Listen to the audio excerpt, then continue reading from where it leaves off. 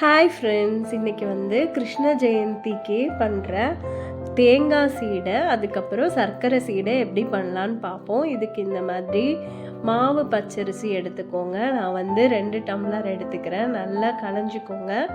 ஒரு 3 to 4 times களைஞ்சிட்டு ஒரு ஊற வச்சுருங்க. ஒரு 1 hour ஊற வச்சுக்கோங்க. நல்ல தண்ணியை வடிச்சிட்டு ஃபேனுக்கு கீழே ஒரு 20 to 30 minutes வரை இதை வந்து நல்லா காய விடுங்க. எப்படி காய விடணுன்னா, கம்ப்ளீட்டாக ட்ரை ஆகிடக்கூடாது.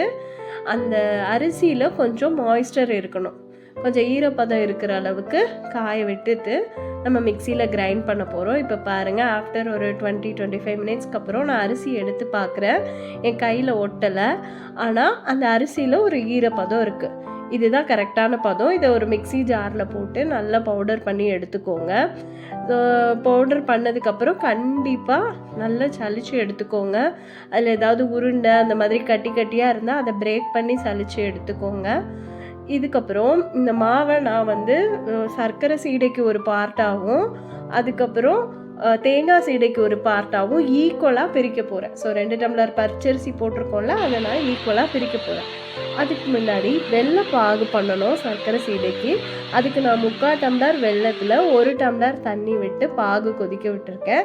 இப்போ ஈக்குவலாக பிரித்த மாவில் ஒரு போர்ஷன் எடுத்து ஒரு 2 டேபிள் ஸ்பூன் உளுத்தம்பொடி சேர்த்துக்கிறேன். இது எப்படி சேர்க்கணுன்னா, நல்லா உளுந்து ட்ரை ரோஸ்ட்டு செவக்க வறுத்துட்டு பொடி பண்ணிக்கோங்க. ரொம்ப செவக்கக்கூடாது. நல்ல ஒரு கோல்டன் கலரில் செவந்தால் போதும். இதில் நான் கீரி வச்ச தேங்காய் எடுத்துக்கிறேன். ஏலக்காய் தூள் சேர்த்துக்கிறேன். சுக்கு பொடியும் சேர்த்துக்கிறேன். சேர்த்துட்டு நல்லா மிக்ஸ் பண்ணி விட்டுக்கோங்க. மிக்ஸ் பண்ணிவிட்டு இப்போ கண்டிப்பாக மிக்ஸ் பண்ணும்போதே அந்த மாவில் வந்து ஈரப்பதம் இருக்கும். இப்போ வந்து நான் பாகு பதம் சொல்கிறேன். பாகு இங்கே சர்க்கரை நல்லா கொதிச்சுட்டே இருக்குது. நான் முதல்ல ஒரு தண்ணியில் வந்து நான் அதை விட்டு பார்த்தா அது வந்து அப்படியே கரையுது. இந்த பதம் இது கரெக்டான பதம் இல்லை. என்ன பதம் இருக்கணும்னா, நீங்கள் தண்ணியில் விட்டு அதை எடுத்து நீங்கள் ஒரு பால் மாதிரி பிடிச்சு பார்த்தீங்கன்னா அது உங்களுக்கு நல்ல உருட்டை வரணும். ஸோ அதுதான் வந்து இந்த சர்க்கரை சீடைக்கு கரெக்டான பதம். இந்த பாருங்கள், நான் இப்போ உருட்டி காமிக்கிறேன். இந்த மாதிரி அழகாக பால் மாதிரி வந்துருச்சு. ஸோ நம்ம சர்க்கரை பாகும் ரெடி ஆகிடுச்சு. இதை ஆஃப் பண்ணிவிட்டு நம்ம இந்த சர்க்கரை பாகை அந்த மாவில் விட்டு நல்லா பிசைஞ்சு எடுக்க போகிறோம். கையால் பிசையாதீங்க, சூடு நல்லாயிருக்கும். நல்ல ஒரு கரண்டி வச்சு பிசைஞ்சு எடுத்துக்கோங்க. இது வந்து இப்போ ஒரு 1 hour ரெஸ்டிங் டைம் கொடுக்கணும். அப்போ தான் நல்ல மாவும் ஊறி வரும். ட்ரை ஆகாமல் இருக்க நான் கொஞ்சம் நெய் சேர்த்துக்கிறேன். நெய் தடவி அப்படியே மூடி போட்டு ஒரு 1 hour இதை ரெஸ்ட்டுக்கு விட்டுறலாம். அதுக்குள்ளே நம்ம வந்து தேங்காய் சீடை ரெடி பண்ணிடலாம். இப்போ அந்த அரைச்ச மாவில் இன்னொரு போர்ஷன் எடுத்து இந்த மாதிரி அரை மூடி திருவின தேங்காய். கண்டிப்பாக தேங்காயில் அந்த ப்ரௌன் கலர் பார்ட் இல்லாமல் திருவிக்கோங்க, பியூர் ஒயிட்டாக. அடலும் எதுவும் இருக்கக்கூடாது. இதுலேயும் நான் ஒரு 2 டேபிள் ஸ்பூன் வந்து உளுத்தம்பொடி சேர்த்துக்கிறேன்.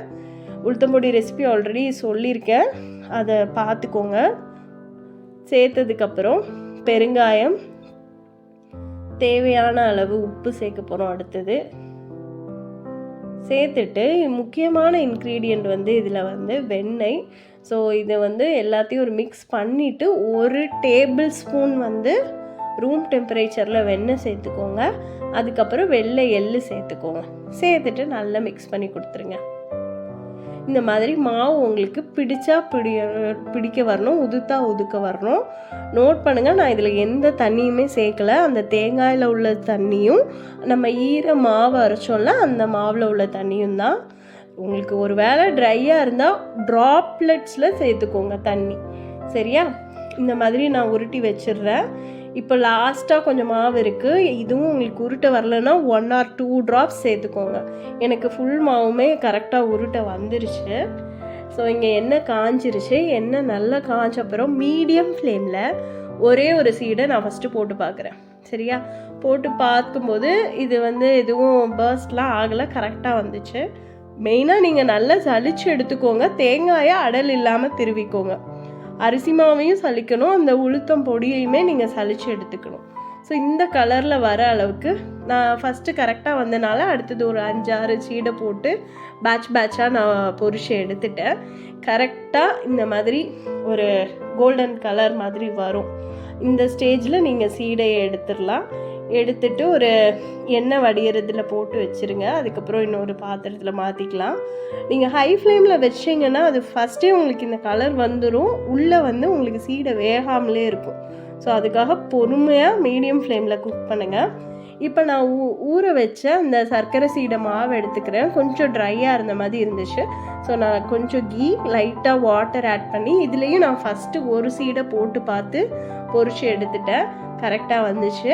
அடுத்தது நான் உருட்டி ஒரு 5-6 சீடையாக பேட்சாக பொரிச்சு எடுத்துட்டேன். ஸோ இதுவும் நல்ல இந்த மாதிரி இந்த குலாப் ஜாமுன் கலர் வர அளவுக்கு பொரிச்சு எடுத்துக்கோங்க மீடியம் ஃப்ளேமில். நம்மளோட சர்க்கரை சீடையும் ரெடி ஆயிடுச்சு. 2 சீடையும் கண்டிப்பாக ட்ரை பண்ணி பாருங்கள், உங்களுக்கு நல்லாவே வரும். வெள்ளை பாகு அந்த கன்சிஸ்டன்சி ரொம்ப முக்கியம். ட்ரை பண்ணுங்கள். தேங்க்யூ.